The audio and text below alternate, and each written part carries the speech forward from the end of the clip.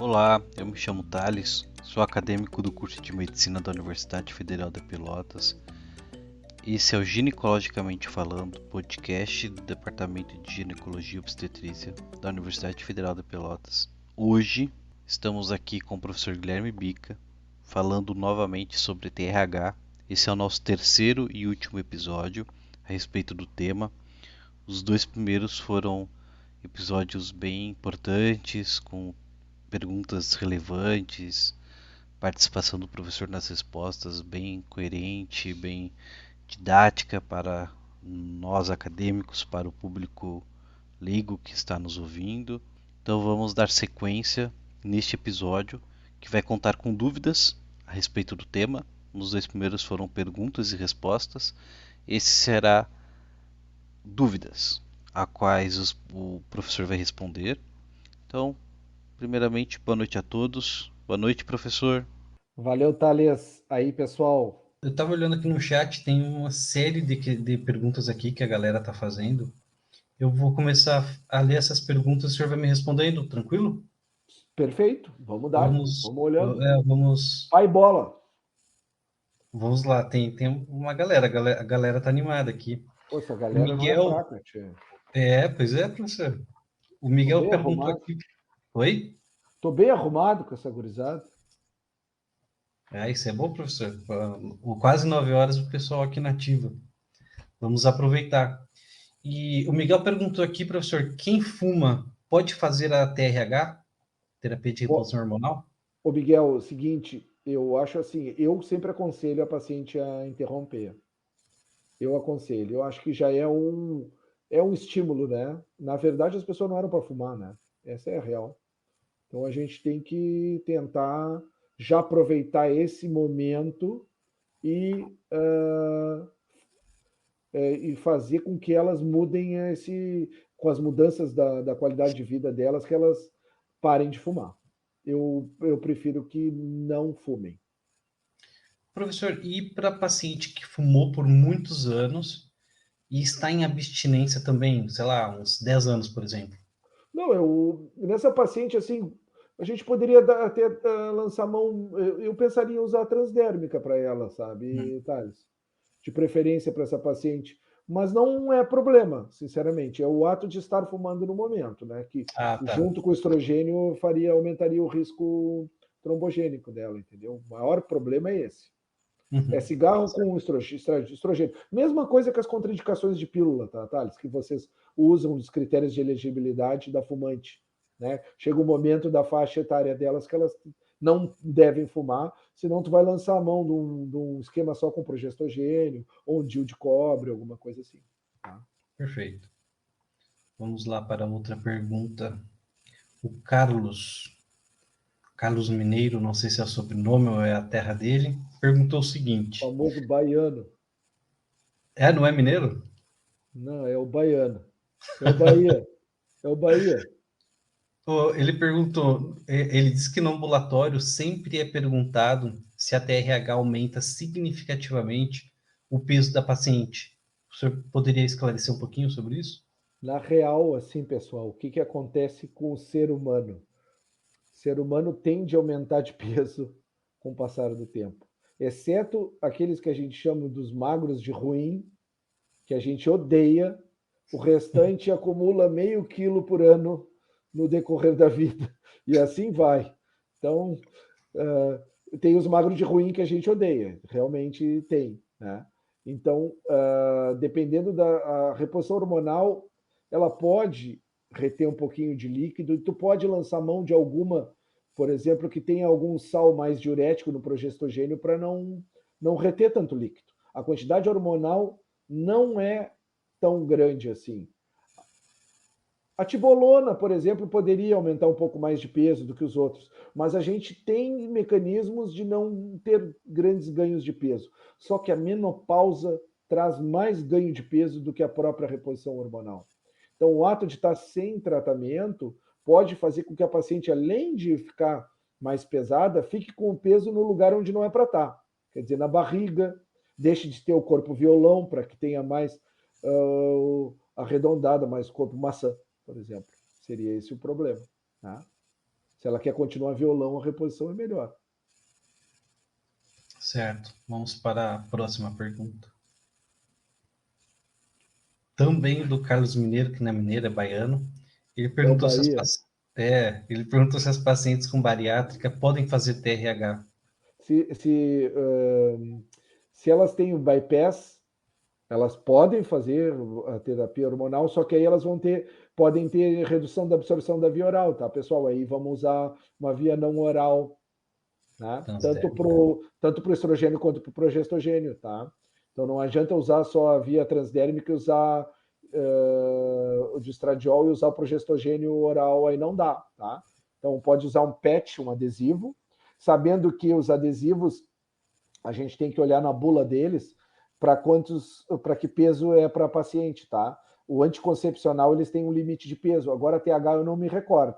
Tá? O Evra, que é o anticoncepcional, ele tem um limite de peso da paciente para não extrapolar.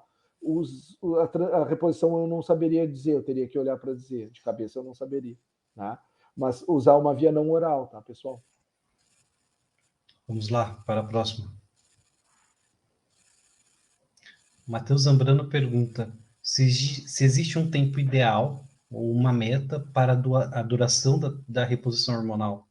Aí nós vamos entrar numa outra situação. O pessoal inicialmente falava em 5 anos, mas atualmente a gente vê as sociedades de endocrinologia dizendo que assim, o que a paciente precisa fazer? A gente nem tocou nesse assunto, né, Thales?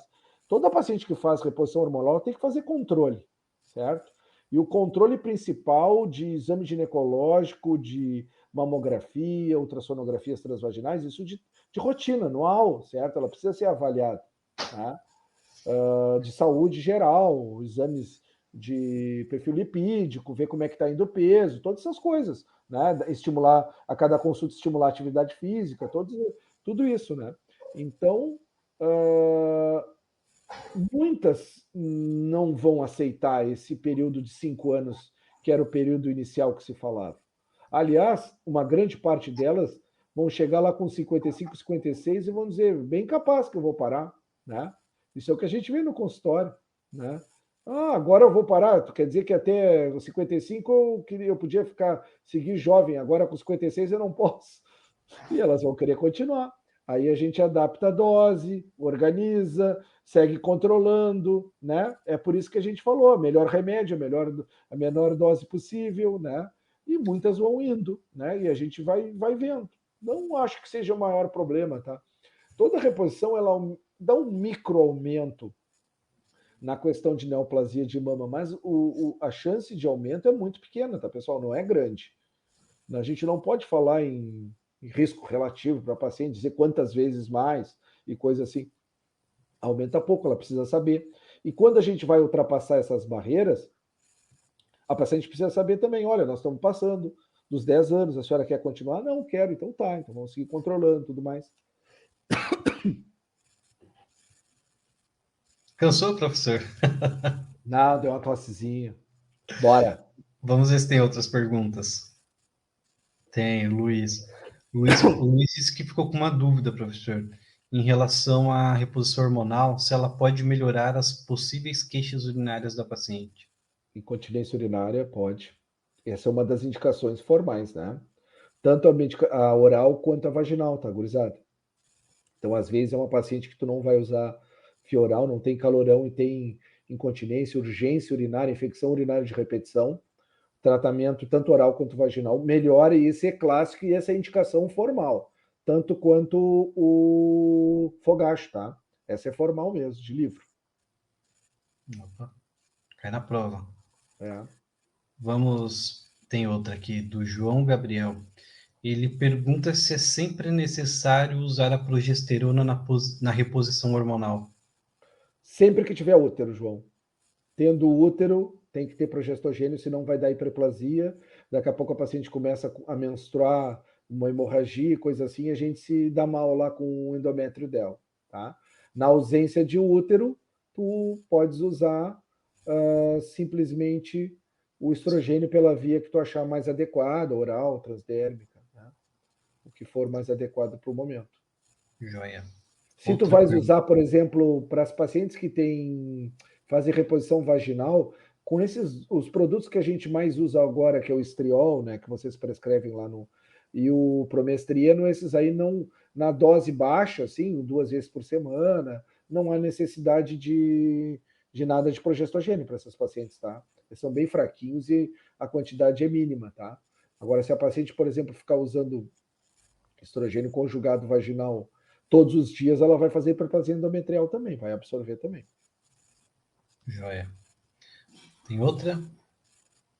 Tem. Do Edgar Nascimento. Ele pergunta se talvez seja...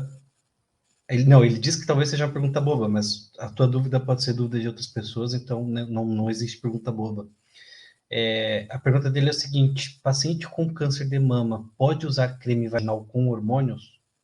O promestrieno é um dos produtos que a gente usa, ele tem uma ação local só. Então, essa paciente que usa promestrieno, ela, na teoria, ela pode usar, certo? Se ela está uma paciente que está em remissão da doença, só fazendo acompanhamento de rotina e está com a queixa de secura vaginal, ela pode usar. Os oncologistas já acatam esse tipo de manifestação. A questão toda é que muitas pacientes não querem nem passar perto de hormônio, certo? Estão usando antiestrogênicos para mama, realmente, né? Seguem usando medicação, e são as pacientes que a gente pode lançar mão do hidratante vaginal. Vocês têm visto vários produtos de hidratante vaginal, que, lógico, não tem o mesmo efeito, mas tem um efeito interessante também que pode ser utilizado nessas pacientes. Tá? Então, a gente conversa com a paciente. A grande parte delas vão querer usar o hidratante, tá? Elas não querem nem... Depois que elas já te passaram por isso, né? É o famoso... O cachorro mordido de cobra tem medo de salsichão, tá? É isso aí. Elas não querem nada que passe hormônio perto. Outra pergunta, deixa eu ver se temos. Temos, do João Guilherme. O João Guilherme diz o seguinte: mulheres com menopausa tardia, longo período fértil, podem fazer TRH ou estaria aumentando um risco de neoplasia hormônio dependente nessas mulheres? Elas já têm, João, já tem risco já de aumentado devido a esse período longo de exposição, mas podem fazer. Não é problema, podem fazer. Seria aquela questão de individualizar o... Individualizar o tratamento, podem fazer. Não é uma contraindicação absoluta. A contraindicação absoluta era aquelas que a gente falou: neoplasia, trombose, infarto, AVC, né? Até uma hipertensa pode usar, João.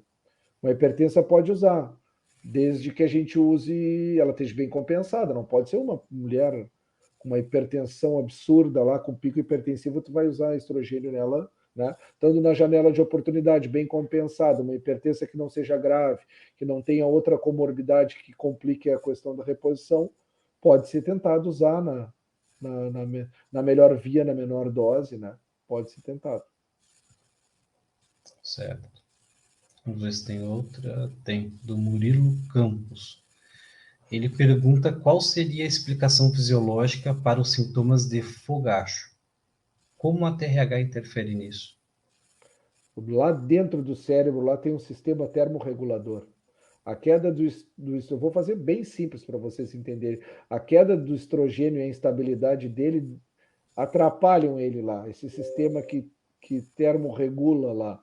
E aí ele começa a funcionar errado. É como o termostato de uma geladeira está com problema, ela não gela mais, ela começa a trabalhar erradamente. Chega lá de madrugada, ela dá um aumento de temperatura, baixa temperatura, modifica toda aquela função. Então, esse sistema termorregulador ele depende. No momento que ele está com ausência de estrogênio, ele começa a funcionar errado. A grande parte desses sistemas se organizam, depois se adaptam com a ausência do hormônio e param essas ondas a partir de 1 ano, sei lá, 6 meses, 1 ano da ausência hormonal. Mas tem pacientes que seguem tendo os fogachos e os calorões eternamente. Tem gente que tem que seguir mantendo o tratamento. Não, é muito individual esse sintoma, viu? Tem paciente que não sente nada e tem paciente que nunca mais se conserta. E que tu tem que tratar para elas ficarem bem. Quer seja com um antidepressivo, quer seja com alguma medicação, ou até com hormônio. Perfeito. Vamos ver se tem mais perguntas. Tem do Murilo Honório. Olha, os Murilos estão firmes aqui na nossa Está live. com o livro aberto. Ele faz a seguinte pergunta.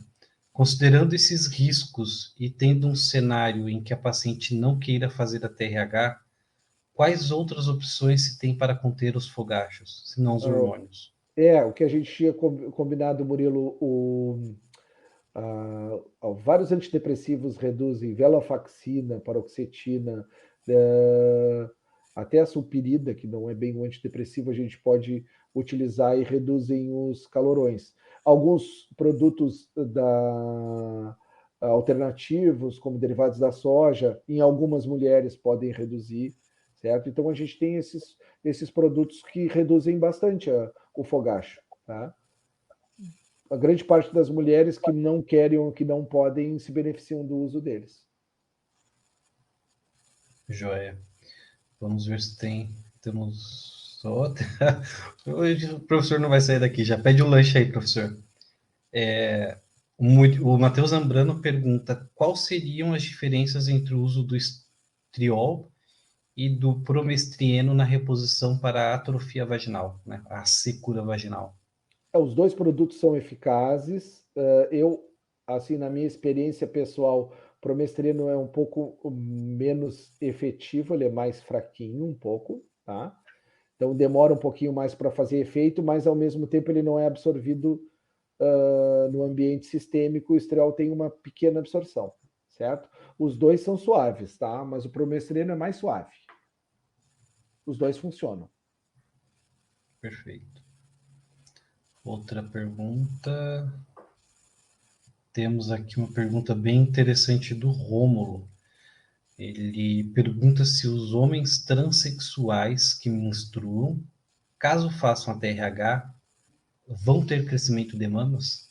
Eu não tenho certeza se a quantidade hormonal vai conseguir fazer com que aumente as mamas a nível satisfatório, por exemplo, entendeu? Então, essa é, essa é uma dúvida. Mas pode, tu vai ter uma exposição a estrogênio, vai ter uma resposta da glândula, né? Certo. Aqui no chat surgiu uma pergunta aqui do Felipe. Ele pergunta se existe uma idade limite para o início da realização da terapia hormonal. Sim, é a janela de oportunidade, Felipe. Então, seria, sim, o ideal até 5 anos do início da menopausa declarada, nunca ultrapassando 10, tá? Procurando sempre ser no 5, tá?